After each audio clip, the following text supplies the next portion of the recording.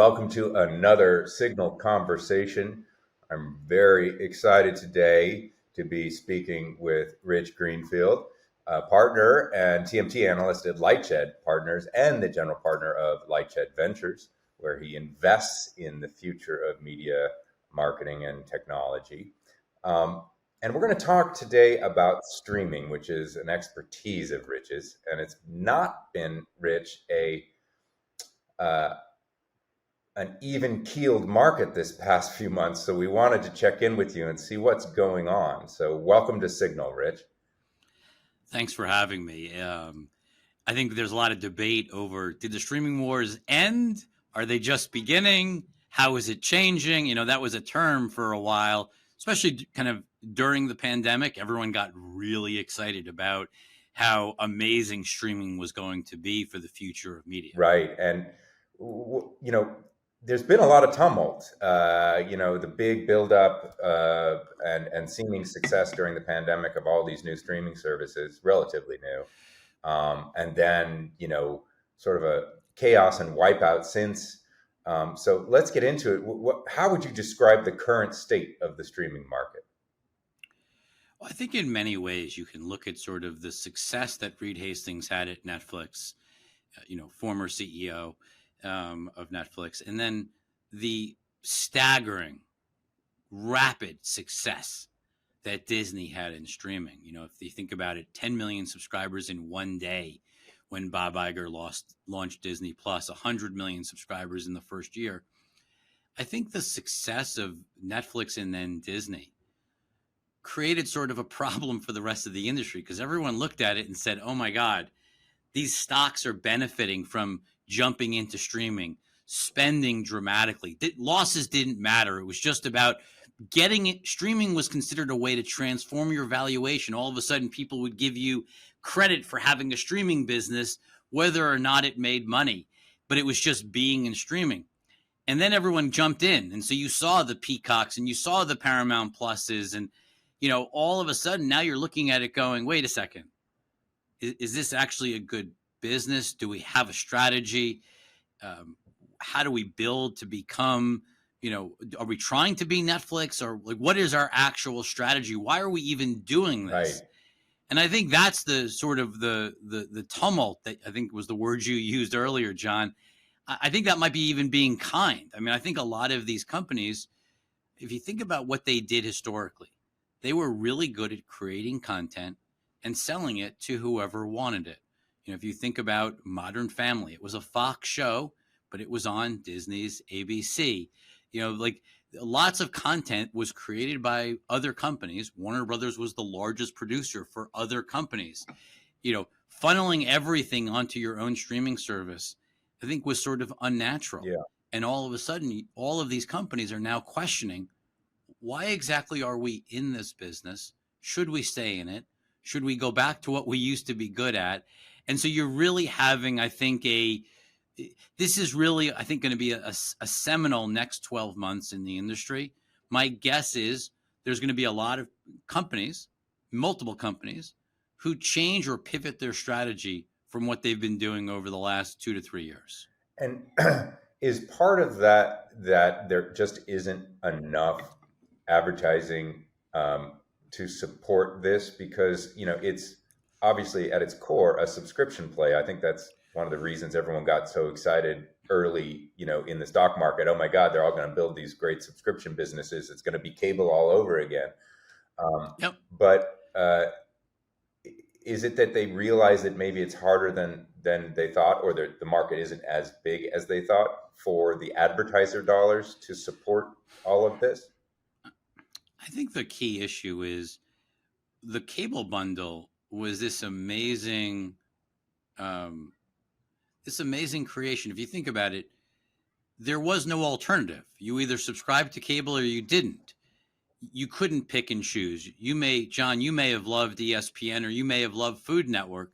It didn't really matter. You either took everything or nothing. I mean, sure, you could have added on, HBO or Showtime, but you were taking, what ended up being hundreds of channels with effectively no consumer choice over what you chose. You were just subscribing, and you, the cable network, didn't matter which one you worked for, you never had to do any marketing. You never had to do any customer retention.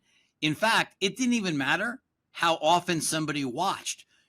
Obviously it would have hurt your advertising revenue, but the money from subscription, the dollars that were being paid from cable and satellite operators to a cable network or a broadcast network, you sort of looked up at the sky and money just can't kind of rain down every day, every quarter. It didn't matter how much you were being watched. Now, let's turn this into the streaming world. You now have to go out and actually acquire customers, Right. retain customers. If they're not using it, they're going to cancel. You mentioned the word advertising. Well, if you're not watching something, then it's really hard to sell advertising because it's based on time spent. And one of the real, I think one of the things that nobody in the streaming space is really talking about and that I don't hear enough of is that none of these companies are focused on optimizing for time spent. Because think about the world we grew up on. You've studied the TV world for a very long time, John, but think about the way TV worked. How many great shows did any cable network usually have in a year? Like One, yeah. two. Think about it wasn't like a cable network was built on something you watched every night. I'm sure for HBO, for you, even a premium network, you turned it on once a week on Sunday nights to watch whatever the new episode was of whatever show you loved. AMC, you turned it on when there was a new episode of Breaking Bad or Mad Men, but you didn't turn it on the rest of the week. And yes, there was always a smaller group of people that might have watched religiously, but they weren't focusing on daily engagement. If you think about the tech world, I don't care whether we're talking about Meta, meaning Facebook. I don't care if we're talking about Google. All of these companies, what they care most about is that you never leave. They all are optimizing for time spent. It is not a behavior that the media companies, these legacy media companies, they have never been optimizing and focusing on time spent. And I think that's a huge issue as they get into streaming, is they don't understand, or they're not built to create enough programming to keep you there every single day, keep and coming back and watching. Think about Disney Plus, some incredible content, but just not a lot of fresh new stuff. Like if you want to watch Moana on repeat and you're 7 years old, it's amazing. Yeah. But if you're, 50 years old like me, okay, there's a new episode of a few series like over the course of a year, but there just isn't a reason to watch on a daily or even several times a week basis. And that's a huge issue for these companies, is not having that regular engagement.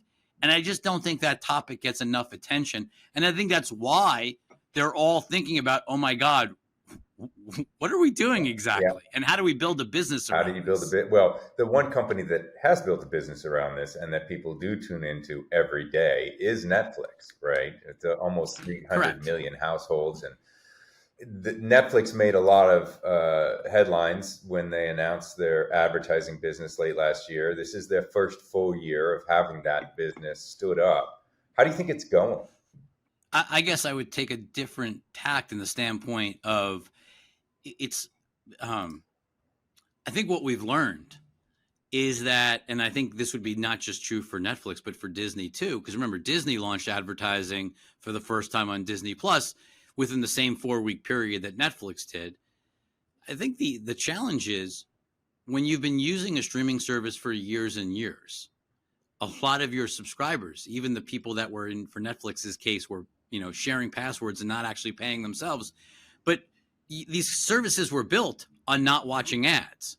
And so when you bring on ads, sure, there's a tier of consumers that certainly like the lower price and will tolerate ads. And look, I don't think at the end of the day, I don't think people hate ads. I think people hate ads that are not relevant, that are disruptive and annoying. I think as we've seen, Meta may be the best example. When you make ads that feel like content, where, when you scroll through your Instagram feed and you see content that actually you want to buy or you want to interact with, that's when advertising becomes compelling.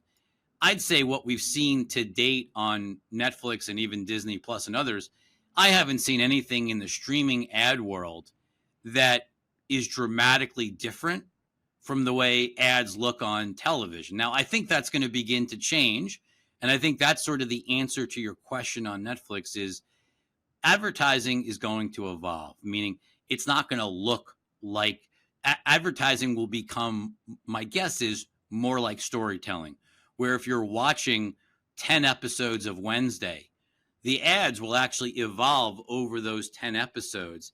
And you can actually, a P&G or pick your marketer can actually tell a story knowing a consumer is going to binge all of Squid Game or all of Wednesday. You can tell an ongoing story across that advertising in a way that's not possible when you see the way consumer watches linear TV, because you don't know what they're going to watch on what network from night to night. But as long as you're, binging on Netflix and you're watching episode after episode, or, imagine you're watching the 200 episodes of Grey's Anatomy or whatever the number is now, the ability to tell a story over that entire, think of Suits most recently, Right. like the incredible amount of viewership. Imagine as a marketer, the type of stories you can tell when you've got a consumer's attention for, that many hours over the course of the next month or 2 months. That's liquid gold to a marketer. Obviously, it's going to, you're going to have to rethink how you create content or advertising content.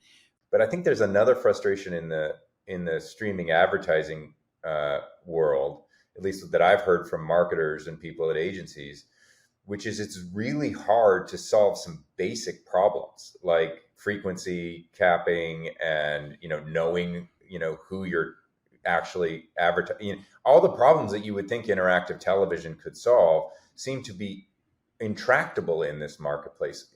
Why is that? Well, look, one of the biggest problems you have in most of the platforms that are out there, think about, Netflix was not the first company to jump into advertising on connected TVs or on streaming. But the big problem you have, and this goes back to the TV everywhere days and the problems that everyone saw there, was not enough time spent, meaning you didn't have enough users and enough time spent. And so you ended up, when you made a guarantee to an advertiser, or, when advertisers came in and you had these guarantees and you fell short, you ended up having to keep rerunning the same ad over and over again. We see the ads over and over. And I think a good part of that is that there isn't enough, you don't have enough viewership. Right. And if you look at sort of what's happened with these streaming services, look at the size and scale of these streaming services. They are very, again, leave off Netflix, leave off YouTube. The actual amount of time spent is very small. It's what makes Amazon so interesting is they do have a lot of time spent.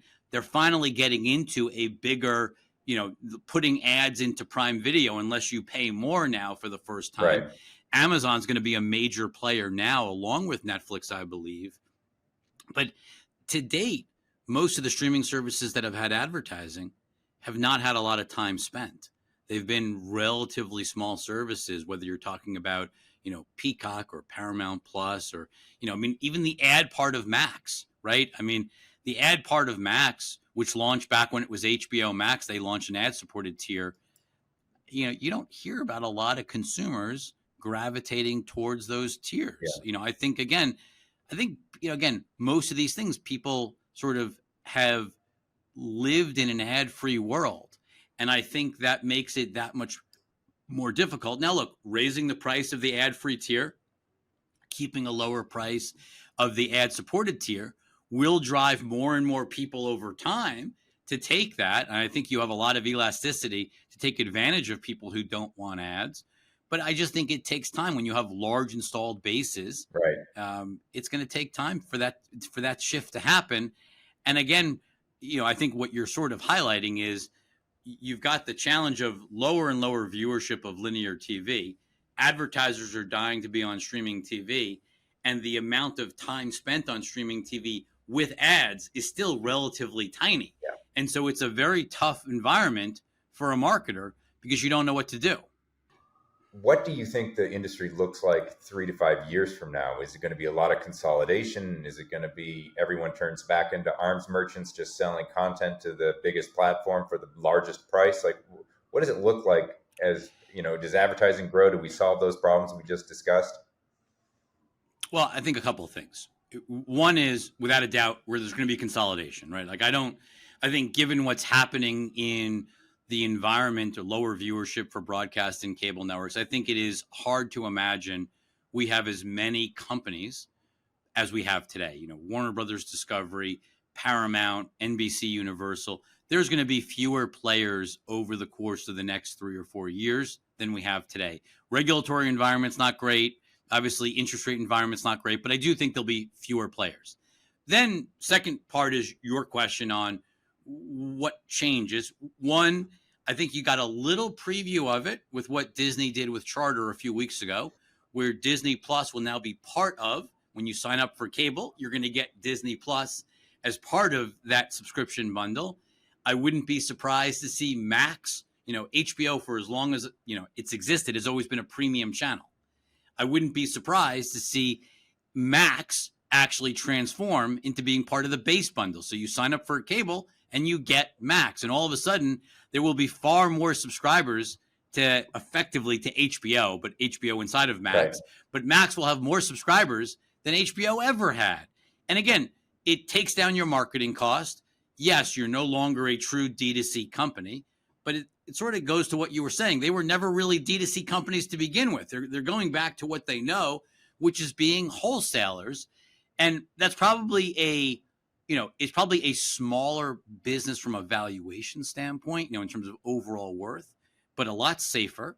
It creates, by having a lot more reach. Just imagine if HBO could go from, where it is today, probably 17 million homes pay for HBO within the bundle.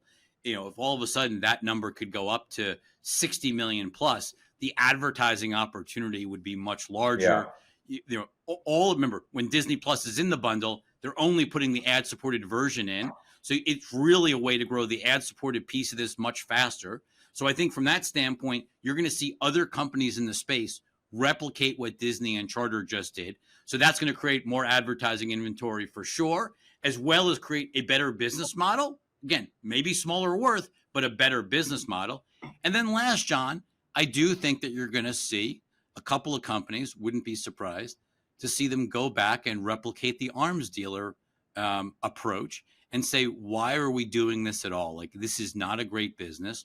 We're great at making shows, and we'll sell to the Netflixes, we'll sell to the Amazons, we'll sell to the Apples, or maybe even to the Disneys. We don't need to be in this business too.